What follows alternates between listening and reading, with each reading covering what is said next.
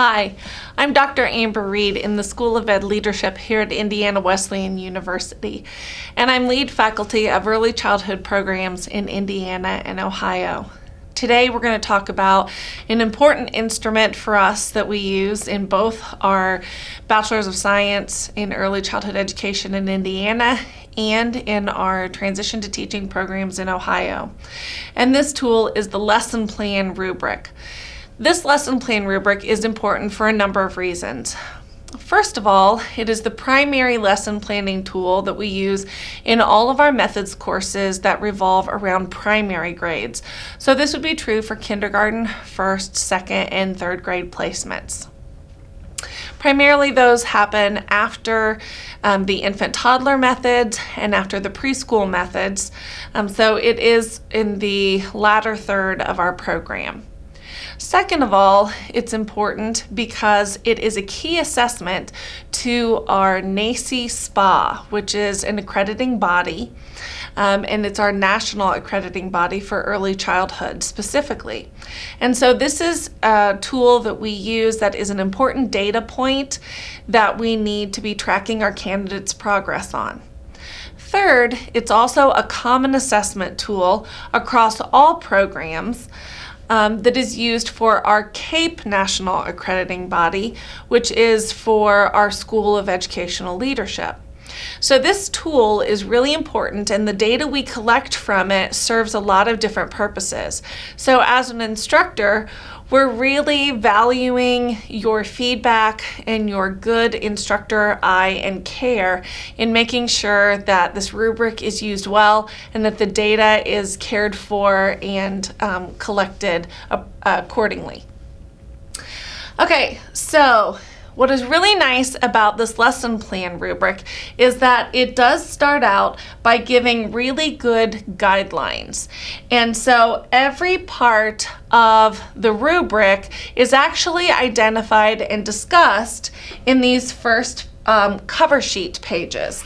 And so you'll see a little bit here about the administration and purpose, and also about a little bit about the content of the assessment. The primary grade lesson plan is divided into two portions.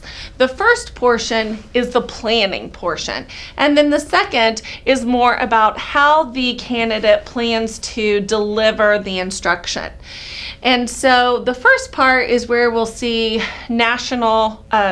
we'll see state standards and perhaps some national standards depending on which ones are being used. So primarily there will always be a state standard involved, but there could be an international or national standard such as an ISTE standard for students that may also apply and fall into place here.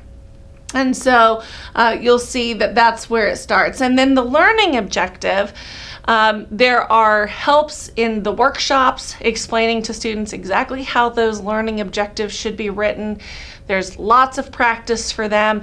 And if you're in a methods course that is after that first initial, they have had ample opportunities of practice and feedback on all of these elements.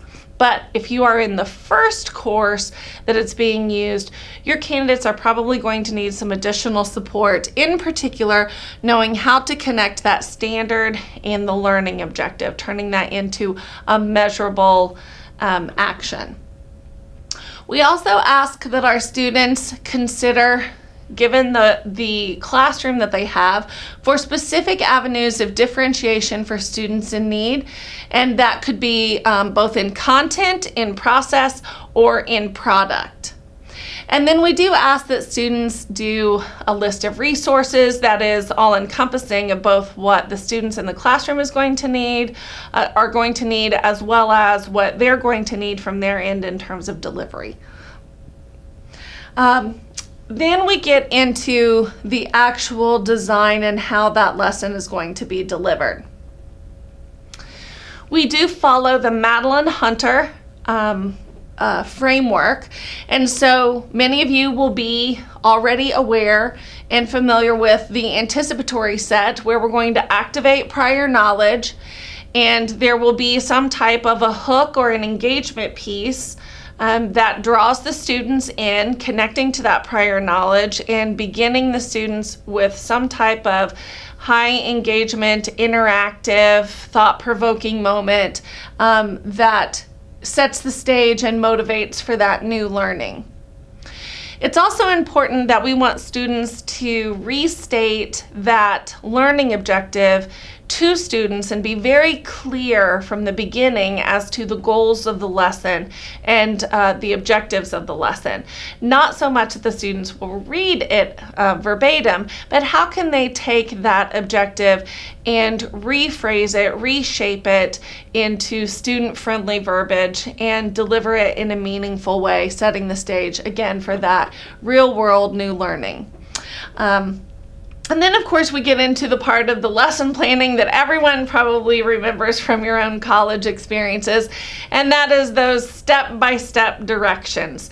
It's really important that we want students to be able to write directions in such a way, and this is also supported in the instructions for the class, but that they would be able to take that lesson plan and we could mail it across to a teacher anywhere in the world, and they could take out that lesson plan and be able to replicate it and implement it just as it was done. We want those directions to just be that detailed.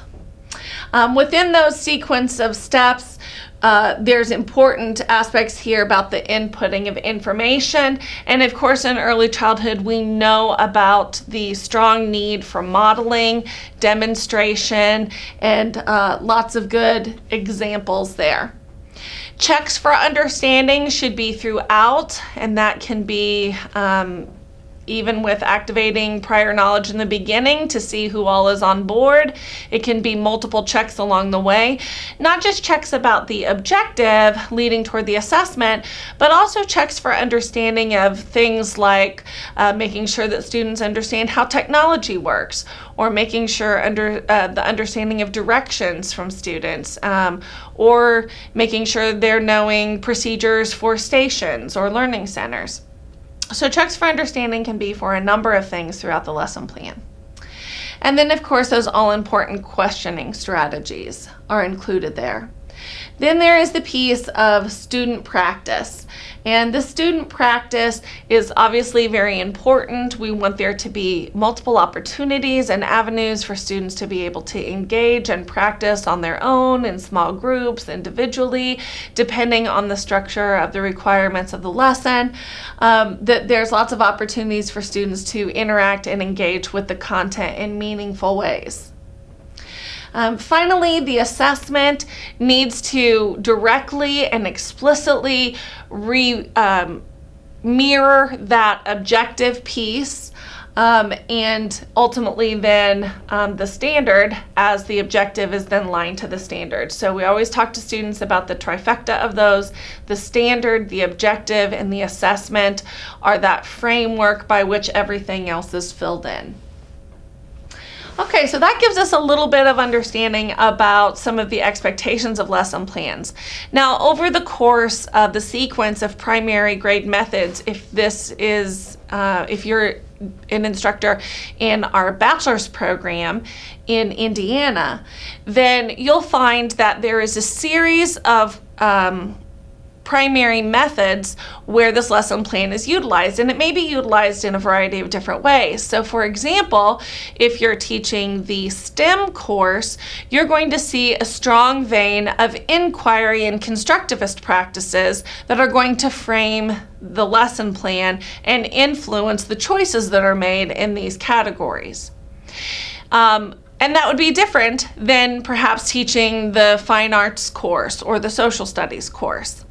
If you are teaching and instructing the methods course in Ohio, then all of those things are combined into one super mega course that is just one primary grade methods. And so they need to be able to take this lesson plan and in a very quick amount of time be able to transform it into an inquiry lesson or a group lesson or a learning center lesson plan. And so there's much more of a quick turnaround of knowing how to navigate and modify this for a multitude of purposes.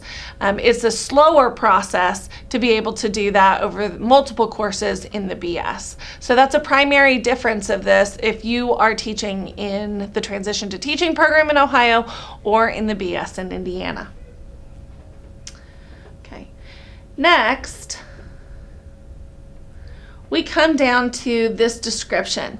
And this description is also accessible to students within the course, and it outlines the major points of their learning and the major points that they need to do in order to execute each portion. Again, this is the rough outline, and so there may be additional instructions or requirements that may come alongside these more generic instructions depending on the lesson and the expectation of the lesson. So this is here to not only help you as an instructor, but also to help students. So this becomes your common language and understanding, always your starting point for working with students on lesson planning. Then we come to the rubric itself. And the rubric itself is based on a 1 to 4 scale. Our goal is for all students to hit that target or the 3 column. You'll notice that it moves from novice to exemplary, and that each row is very much tied to the directions and the cover sheet that we've already covered today, so that they're able to make a direct correlation between the standard line of directions and the standard line of the rubric. We do ask that you read through the gradations because there are sometimes specifics within there that must be present in order for something to be a 3 or a 4. And so we ask that you do pay special attention to the wording and the different verbs or adverbs, adjectives that may be present as indicators of good clues of where that score should fall. Now, so when we grade, what we do in early childhood is we're going to add together all of the scores going down the rubric. So 3 plus 4 plus 2, and then you will divide by the number of rows in the rubric, giving the student a score on a 4-point scale. Sometimes in your course, it will ask you to weight the lesson plan in a specific way. So it may say in the course that you calculate and find the student score on a 4-point scale and then multiply it times 3 or 4 or 6 or whatever it is as indicated in the course. And that makes the lesson plan a more weighted grade within the course itself. But you'll always get the original score somehow on that 4-point scale. Okay, so as we've already talked about, the standard, the learning objective, the differentiation, the resources. Now, some things that we are specifically looking for is that within this primary grade experience, that students maintain the flavor and philosophies of early childhood. So we want to see lots of choice, lots of developmentally appropriate decision making, to set children up for inquiry-based, play-based. We want to see appropriate uses of technology. We want to see community and family engagement pieces, cultural competency, a lot of variety. And so just because we are in that elementary primary zone while we're using this lesson plan doesn't mean that we leave our early childhood roots and the things that we so greatly value about child development, family engagement, developmentally appropriate practices, variety of assessments, authentic assessments, both quantitative and qualitative. And so it's important that students do not revert back to old stereotypes of pass out a worksheet, or let's all do the same page together in the exact same way. There may be elements of that are appropriate, but it should not be a paper mill of worksheets by any stretch of the imagination. So during the lesson plan, it's important that some of these adjectives, again, within the rows are really captured in terms of creativity and early childhood pedagogy.